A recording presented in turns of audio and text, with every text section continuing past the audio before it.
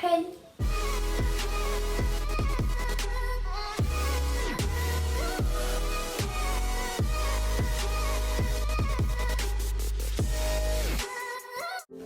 Aujourd'hui, je vais vous présenter le livre Léo Hurlevent. Donc, ce livre a été écrit par Émilie Brontë en décembre 1847, enfin, du moins, il a été publié en décembre 1847.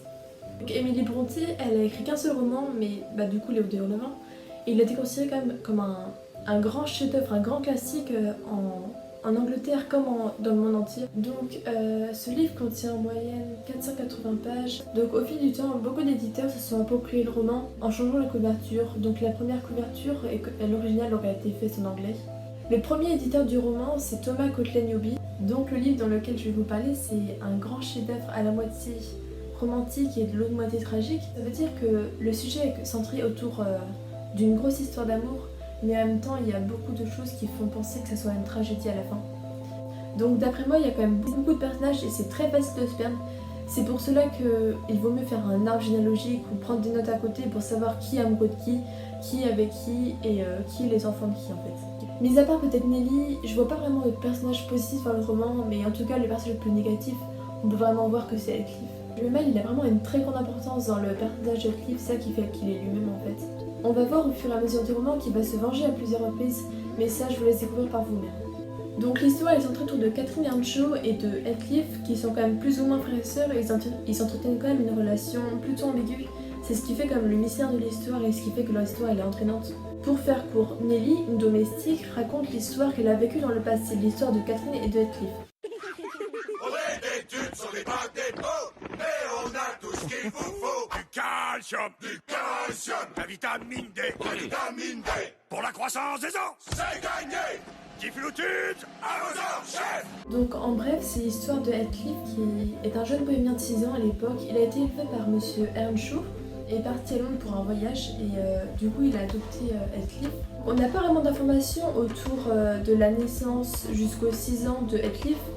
Et c'est justement ce mystère-là qui fait que ce passage soit... Enfin, que moi j'aime beaucoup ce passage, parce qu'en fait on ne sait pas ce qu'il était avant, ce qu'il a vécu et pourquoi il est comme ça aujourd'hui. Donc au départ, Heathcliff s'entend très bien avec la fille de Earnshaw qui s'appelle Catherine, mais il ne s'entend pas du tout bien avec Hindley qui est jaloux, qui soit là en quelque sorte. Donc Hindley va le faire vivre un enfer durant toutes les années qu'ils ont vécu ensemble. À la mort de monsieur Earnshaw, tout ça va s'empirer, c'est-à-dire que Hindley va devenir le propriétaire de la maison. C'est à l'adolescence que tout se complique parce que Heathcliff et Catherine entretiennent une relation plutôt ambiguë. C'est-à-dire qu'ils ne savent pas ce qu'ils éprouvent l'un pour l'autre, ils ressentent de l'amitié ou de l'amour. On le sait plus après que l'un est l'amoureux de l'autre, mais ils ne veulent pas se l'avouer et ils ne veulent même pas se l'avouer à eux-mêmes. Donc je disais que ça se complique parce que Catherine décide d'épouser Edgar Linton. Donc la famille Linton, c'est la famille la plus riche et la famille la plus grande de la ville. Et quand elle va épouser Edgar Linton, Heathcliff va éprouver une certaine jalousie quand même envers lui parce qu'il aimait Catherine. Et il va décider de s'enfuir. Donc je vous en dis pas plus, à vous de lire le livre. Donc l'histoire elle est plutôt originale dans le fond comme dans la forme. Dans le fond parce qu'il y a plusieurs narrateurs. C'est-à-dire que c'est surtout la domestique Nelly qui raconte l'histoire. Cette domestique, elle a vécu au temps de Catherine et de Heathcliff et elle raconte l'histoire au nouveau propriétaire de la maison.